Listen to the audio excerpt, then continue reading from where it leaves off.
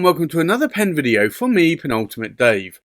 So I have here another pen video, and this is my top 30 fountain pens for 2020.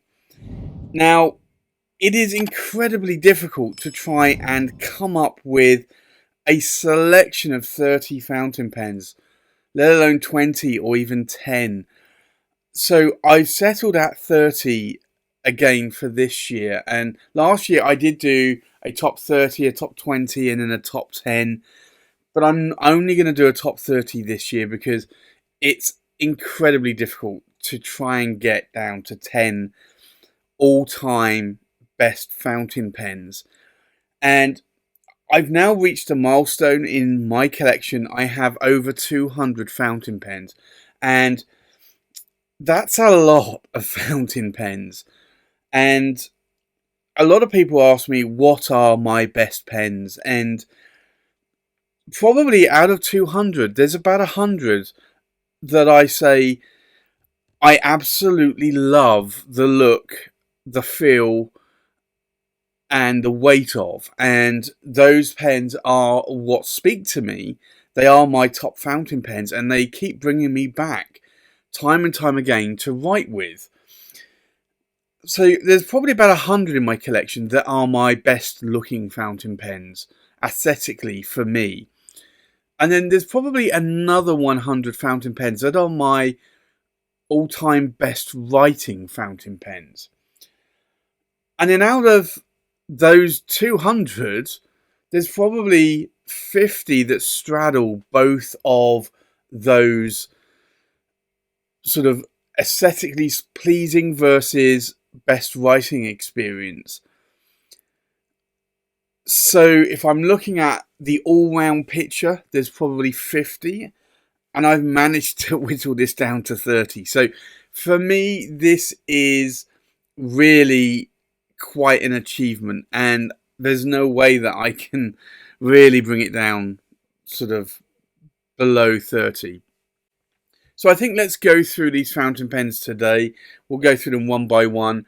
I'm not going to do a writing sample on any of these because most of these have either been reviewed or they have been on my currently inked fountain pens, which I do on a weekly basis. So if you want to look at a writing example, then go and check out those reviews or the currently inked videos. So from left to right, we have the Visconti Machina, and this is a pen that I added in 2020, and I absolutely love this pen. This is a very expensive pen, and I really had to deliberate long and hard on whether or not I would pick this pen up. I decided, because this is over my budget, and I would not normally pay this much for a pen, but you know I like my Viscontis, and this is a beautiful, beautiful pen. So this for me is a really, really lovely writing pen. This has one of the new style 18 karat gold Visconti nibs. It's a medium nib, and this pen just writes exquisitely well. Now, it didn't write that way out of the box. There was a burr on the inside of one of the tines that I did have to correct, but now it writes flawlessly. And some would say that maybe that nib should have come perfect out of the box, but my experience has always been that you do have to do something to your nibs to make them write perfectly, and I will tweak a nib if I need to, and no matter what the cost of the pen is. This pen, though, it really speaks to me. It comes in a massive box.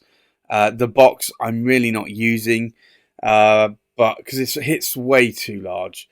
And if you look at my video review, unboxing review of this pen, you'll see that box. But this pen is absolutely gorgeous, and it writes really, really well. And although it's a medium nib, it writes more like a Western Fine for me, and I love it. It's wet, it's got bounce to the nib, it's a really great writer.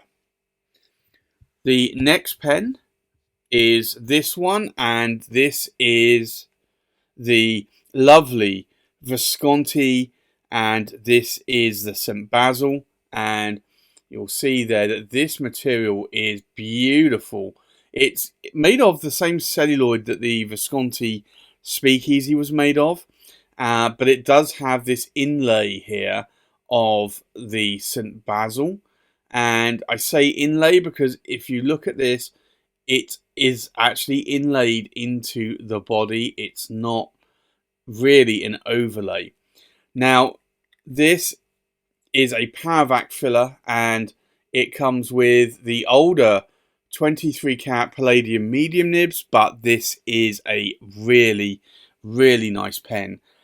You would think because of the size of this pen that this is a heavy pen. It's not that heavy, but for me, it's a really nice size, and I love how this 23 karat palladium nib writes.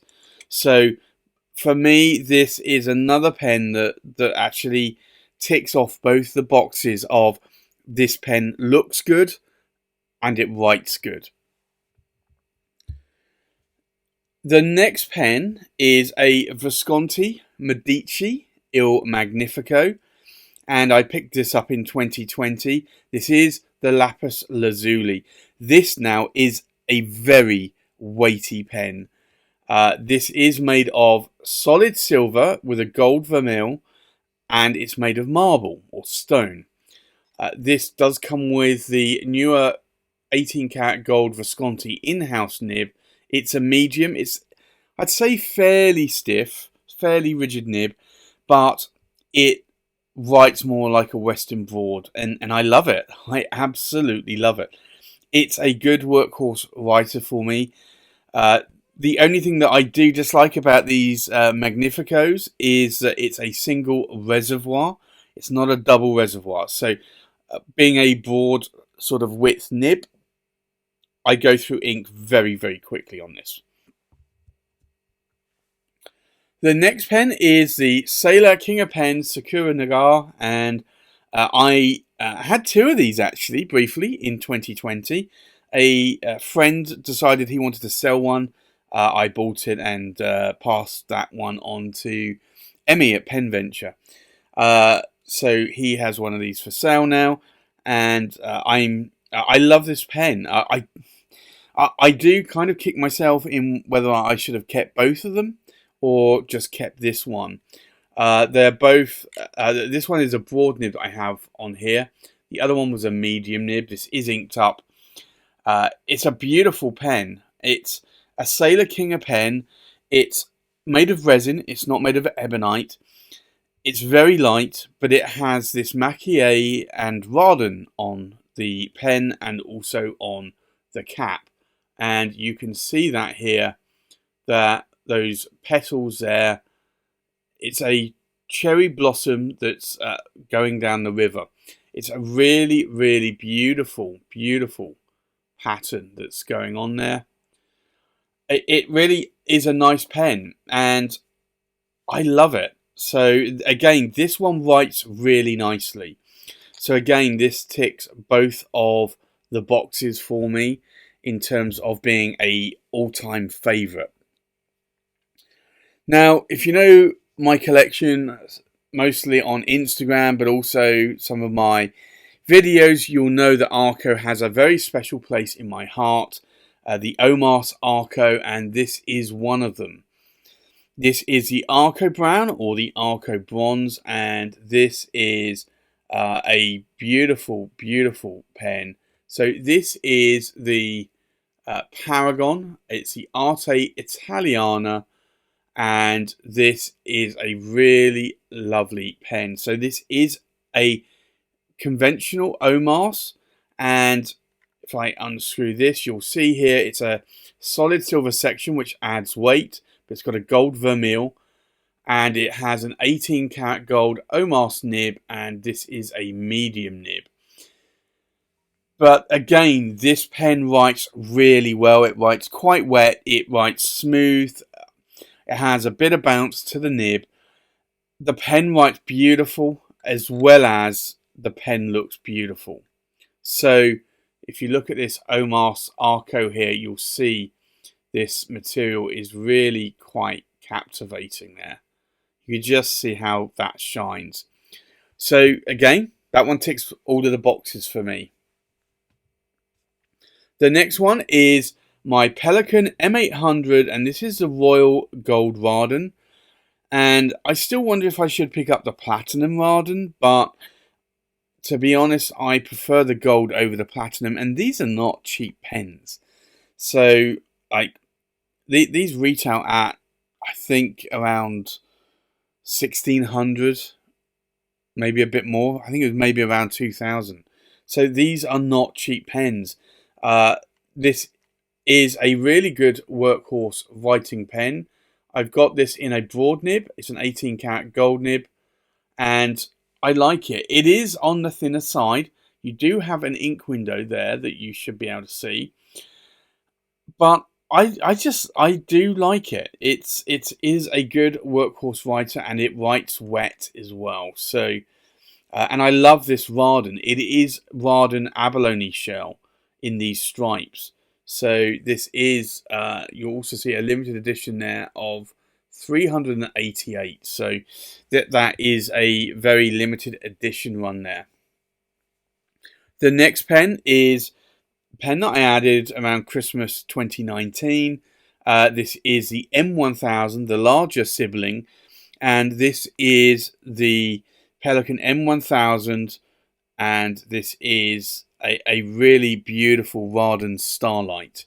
So you can see here the gold dust in that cap, along with the Raden stripes, and you can see it here in the body. This is a mesmerizing pen, absolutely beautiful. The pen comes with a standard M1000 nib. It's a medium nib, but this is a beautiful, beautiful writer as well. So again, this just ticks all of my boxes. It's a lot of these pens are pens that I probably would not give up in my collection. Maybe at some point I will. Maybe at some point I will sort of look at the collection and go, you know what, maybe I need to liquidate some of these pens for whatever reason. Maybe I'm just not writing with them. But for this moment in time, these are pens that I probably would not get rid of, because these are my all-time favourite pens. The next one is another Pelikan. It's another M1000. This is the Raden, and this is the Sunlight. And again, you can see those Raden abalone strips there.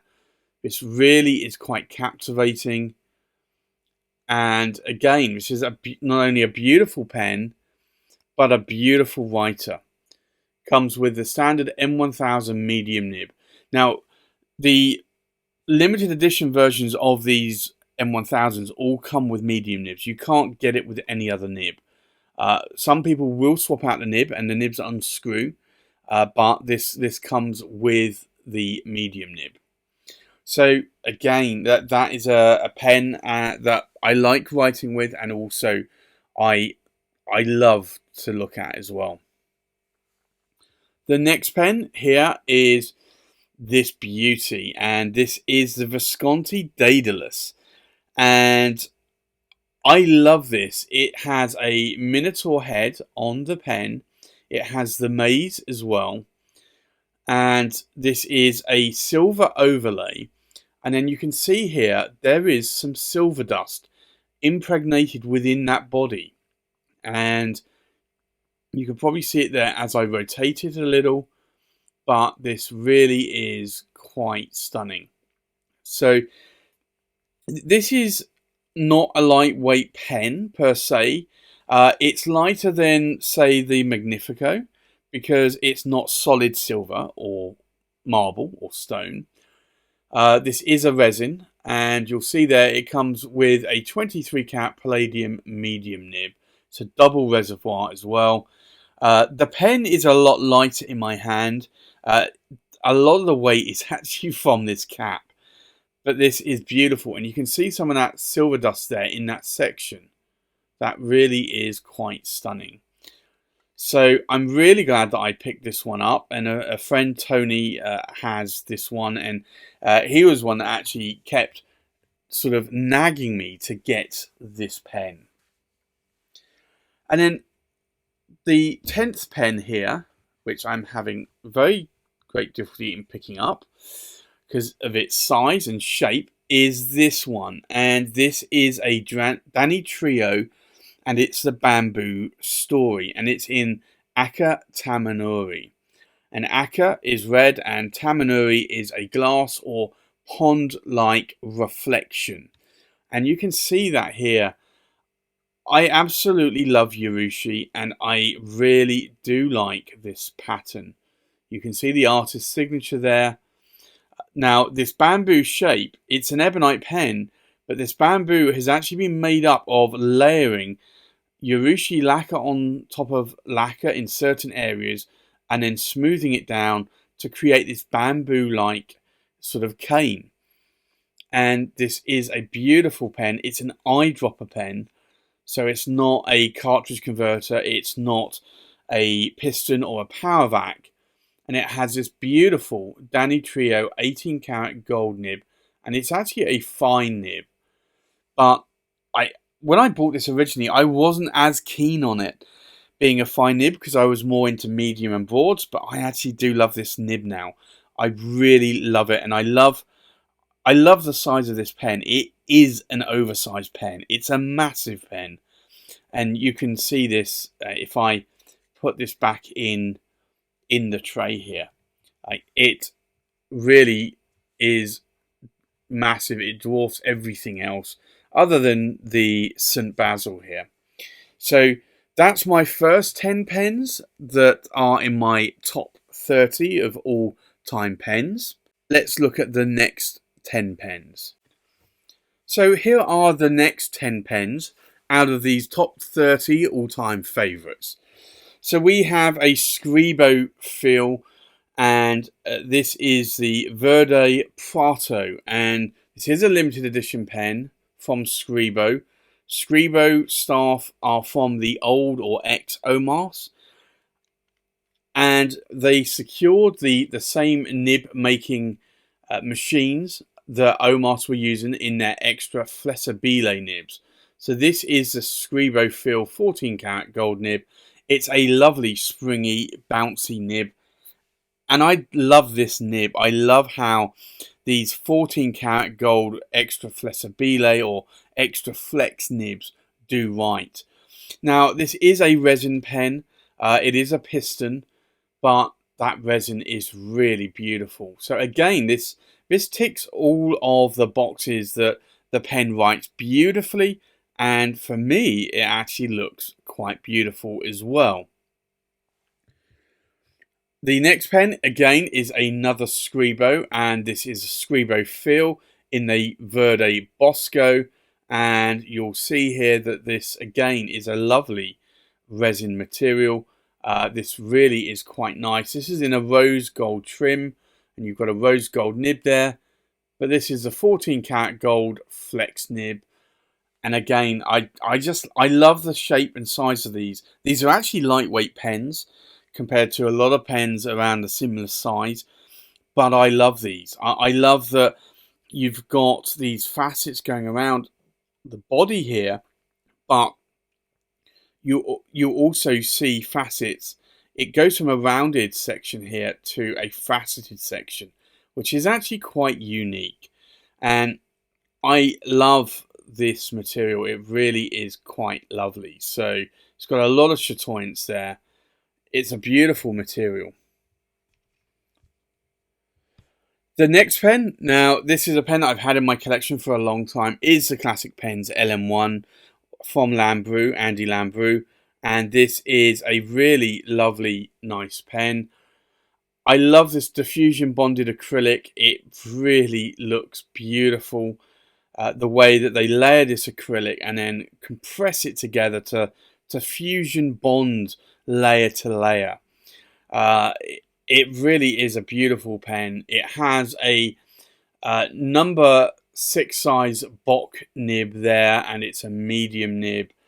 But this is a beautiful pen, and again, another pen that I really do love in my collection. It's a cartridge converter. It's similar size to the Sailor King pen, but not identical. And then you have this one here, which is the Classic Pens LB5, which is modelled after a Sailor King pen, but it's about 5 millimeters longer. And again, this is beautiful diffusion bonded acrylic. So this is the Classic Pens LB5, and this is the Kauseki. And you can just see here that this is really, really beautiful acrylic. It is acrylic, it is resin, but it's diffusion bonded. And this one comes with a Sailor King pen nib, which is a number 8 size nib, and this is a medium nib. Strangely, when I got this pen, I didn't really like the nib, because a Sailor medium nib is more of a Western fine, and I was more of a medium / broad kind of guy. But over the last few years, this nib has grown on me, and I actually like it a lot. So, and to the point that I've actually bought a load more Sailor King pens with the same medium nib on. So again, like, these tick all of the boxes on how they look and how they write. And that's why they are in my top 30 all-time pens. We then have this one, and this is a Montegrappa Extra 1930 Shiny Lines Dove, and this was a limited edition run that Goulet did in the US, and you can see there Montegrappa 1912. But this is a Shiny Lines celluloid. It's a stacked celluloid, and this is a beautiful, beautiful material. This does come with a number 8 size nib, although Montegrappa pushed the nib in quite deep into the section here. So it actually looks quite short, but it is a number 8 size nib, and this is a medium nib. But these pens are beautiful. I have a lot of people asking me for this pen, and would I ever sell it? And the answer to that is no, because it really is a beautiful pen. And again, like, this writes quite nicely. It's a medium nib. It writes sort of fairly wet. It's not a fire hose nib. So for me, it writes lovely, and I like it. I like having it inked up. The next pen is its sibling, and this is the Montegrappa Bartolomeo Ferracina, and this is the shiny circles, not the shiny lines. So the lines go down the pen, the circles go round the pen. And this is basically made after a famous clock manufacturer, and this has a clock, a working clock. It is a quartz clock though, but this is beautiful, stunning material.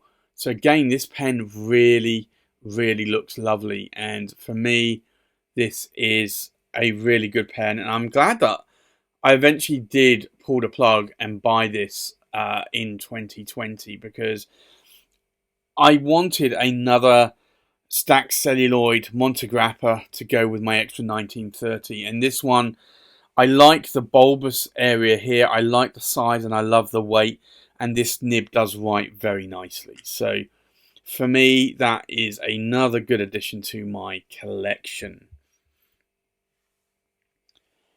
And then the next pen is a Visconti Camelot, and this is again a stunning pen. Like, this pen is made of chainmail. How many pens on the market today can you say are made of chainmail and comes with a sword as a clip? This really is a beautiful chainmail, and you can just see those links there, how they're intertwined. And then you have that herringbone style effect, and then you also have these gold sort of rings on the pen. It is a work of art. It honestly is, and it comes with an 18 karat gold medium nib, and this is one of the older style Visconti Bock nibs, and this writes brilliantly. It writes wet. It's got a slight bounce to the nib, and I really, really do love writing with this pen.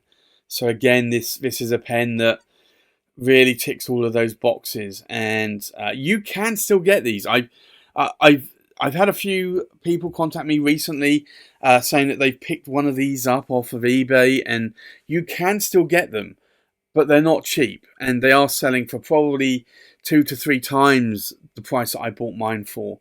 As with a lot of these limited edition pens, retailers or vendors tend to put a high price on them. So, because they are limited edition pens, and once they're gone, they're gone. The next pen, which again is a beautiful pen, again is another Visconti, and this is a Visconti Last Templar Jacques de Molay. And this is a beautiful pen. Again, chainmail, but done in a very different approach to the Camelot. But again, this is really a beautiful, beautiful pen. And you can just see that chainmail there. And then you have the shield and you have that cross. So for me, this really is a beautiful, beautiful pen. And this comes with a white feed, as you can see, which is a little bit dirty. Unfortunately, when you have white feeds, they will become dirty. But this has a 23 cat palladium medium nib.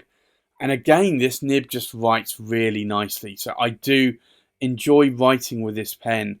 I enjoy having it inked up. And it is just, it's a stunning pen. Stunning pen to have in any collection. So again, this was an expensive pen. Most of these pens are expensive, but that was an expensive pen.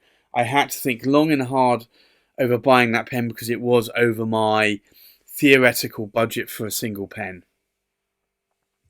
The next pen, which I got fairly early on in my collecting career, after the Visconti Homo Sapiens London Fog and Florentine Hills, and I think a couple of Divinas, is this one. It's the Visconti Watermark. Now, this is a fingerprint magnet, but it's a beautiful pen and it's quite captivating. You can see here, it has a lot of these Visconti V cutouts or chevrons, and it's made of solid silver in the overlay with a 23 cat palladium plating. And this comes with a 23 cat palladium nib as well, and it's a medium nib. But this is a beautiful pen, and it's a Paravac. It's a double reservoir. It's not light. It's not, for me, it's not heavy, but it's not a light pen because this overlay does actually add a lot to the weight of the pen. But again, that's another one that writes very, very nicely in my collection and looks the part as well. And then we have this one, and this is the Visconti Luxor. There are only 88 of these made in the world. This is a beautiful pen, and I just love it. It's a beautiful pen. It's Urushi. It's an ebonite pen. It has this Urushi Makie sort of painting on there with Urushi lacquer over the top. It just is beautiful. And then you have a 23 cat palladium medium nib. You also actually have this lovely clip here with the Ra symbol. It's just a beautiful pen. I love it. I love it to bits. And it has a very smooth, very sort of soft texture to it. It's a firm pen, but it just feels very smooth. So that's my second 10 pens. And here are my final 10 pens of all time. So here we have the Visconti Opera Master, and this is the Golden Dust. And you can see here why. This is a very smoky kind of appearance here, semi-translucent that you can see. But this is an absolute stunner of a pen. And although I got this with a fine nib, and this was when I wasn't into 23 cat palladium fine nibs, and I swapped the nib out for another fine nib that I had, and then later on I swapped the original nib back in, and I just fell in love with how this wrote. So it's a double reservoir power filler, so it holds a huge amount of ink, and it's a limited edition run of 60 there. But this is a beautiful pen, and a pen that sits very well in my hand. So I really do love this pen. So again, it ticks all of the boxes. Another one that I find that writes really well is a Visconti Homo Sapiens, and this is the Midnight in Florence. And I just love the size and the weight and the shape of these pens. These really are quite nice, and they're very, very comfortable for me. This one has a 23 cat palladium medium nib, and you can see here the lovely swirl pattern, although it does have ink in, but you can see that there, that this is quite a nice pen. So for me, again, this has a bouncy nib. It's a very wet medium nib, and it just writes exquisitely well. The next pen here is the Visconti, and this is the Visconti Daedalus, and this is a silver pen here with gold plated vermeil, and you can see this here. It has this beautiful overlay filigree, and hopefully you can see this here. It actually has gold dust impregnated into that black resin. It's a beautiful pen. It really is nice, and this comes with a 23 cat palladium nib. It's a medium nib, and it has a bounce to it. It's very wet, and I just love this. I love how this writes. It's a really beautiful pen. It's actually fairly lightweight for me, and you can see here it's number 164 of 388. But this is just an ultra comfortable pen. The filling mechanism in here, though, is a old style push-pull converter, but this just writes beautifully well. So I will. I love writing with this, and I need to ink this one back up again because I've not written with it for some time. I mentioned a Visconti Medici Magnifico, and that was in the first 10 of 30 pens. This is another Visconti Medici Magnifico, and this is the first version that they came out with in the red marble. Then there was a green marble, and then there was the blue marble. I don't have the green marble as of yet. I still keep thinking I need to probably get one. But this is beautiful. You can see the veins here in this marble. It's absolutely beautiful. And this is a heavy pen, not only because of the marble, but all of this is solid silver. So this is, and it's aged silver, but this is sporting a 23 cat palladium medium nib, but this writes very, very well. So for me, I really do love this, and I love writing with this pen. Again, it's a medium nib, but it has some wetness to it, a slight bounce, and it just, for me, it ticks all of the boxes again.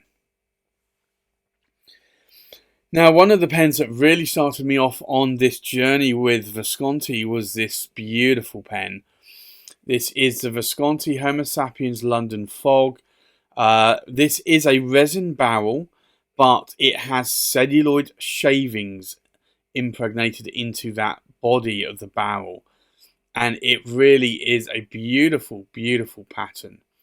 So this is a stunning pen to look at. Unfortunately, when you have it inked up, you don't see a lot of this, but it's a beautiful pen. I got this originally with a fine nib. I still have the fine nib on there. It's a 23 cat palladium nib. And if you look at the slits there by the tip of the nib, you can probably see a slight gap, and that is because it's a very wet writer.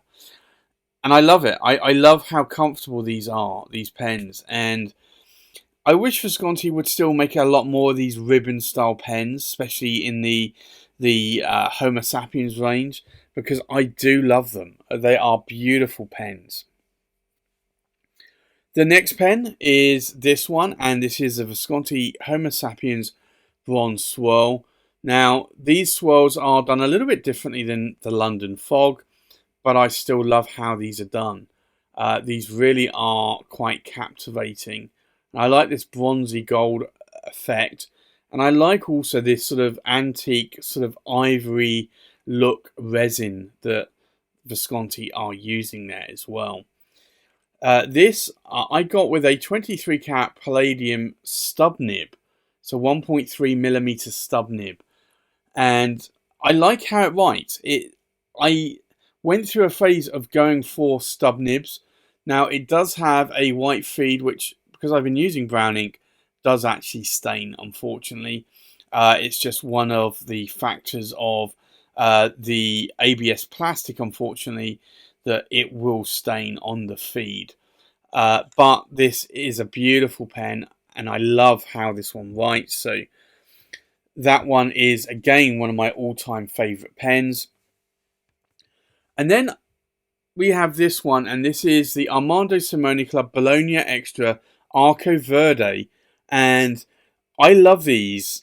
I love these to the point that I actually have 4 of these in the ASC Bologna Extras, and they are all Arco Verdes. I love the size, I love the weight of these pens, I love how they look. That Arco is really quite stunning. And these nibs write exquisitely well. They are very wet nibs. It's a medium nib, but it writes more like a broad nib. But you have an ebonite feed there, which holds a huge amount of ink.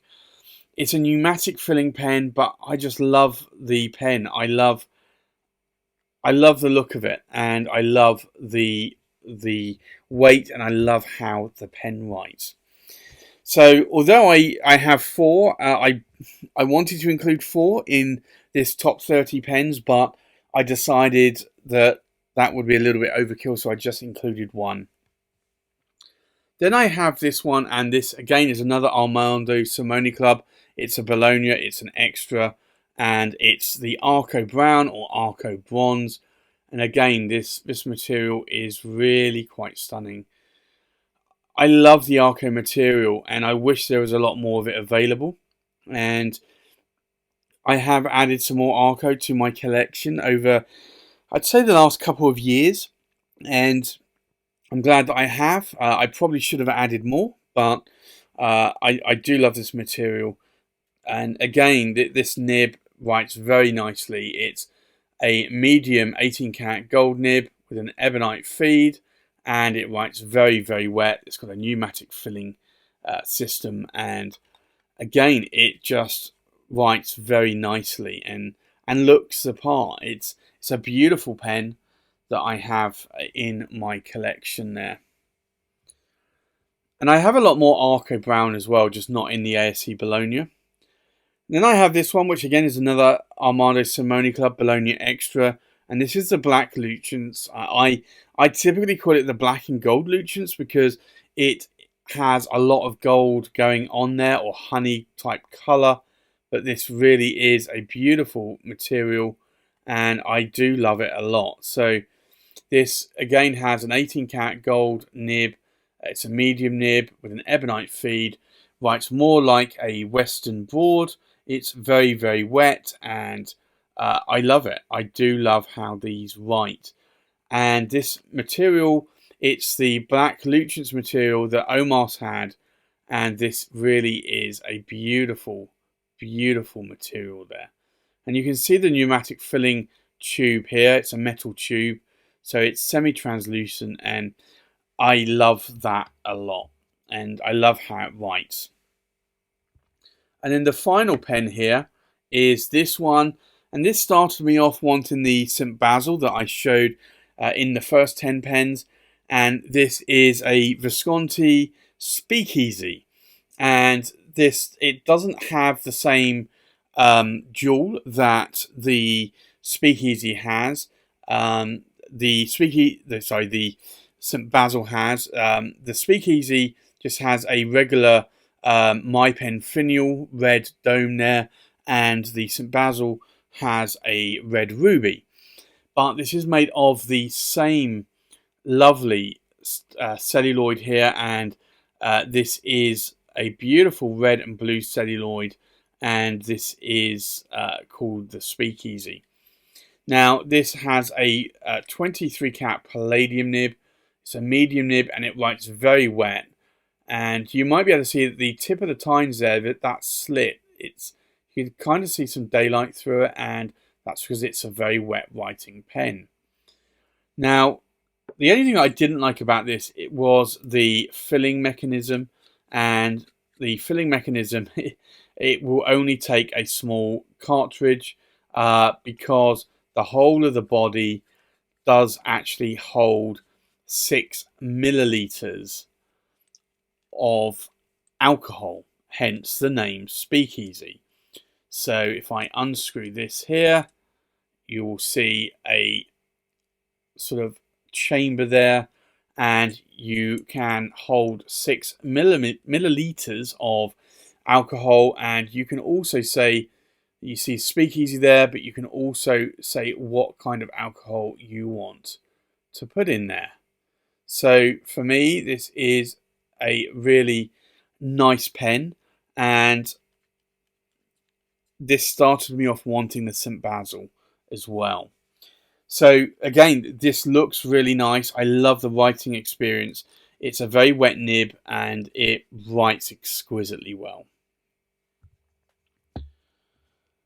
So there you have it. That's my top 30 pens of 2020.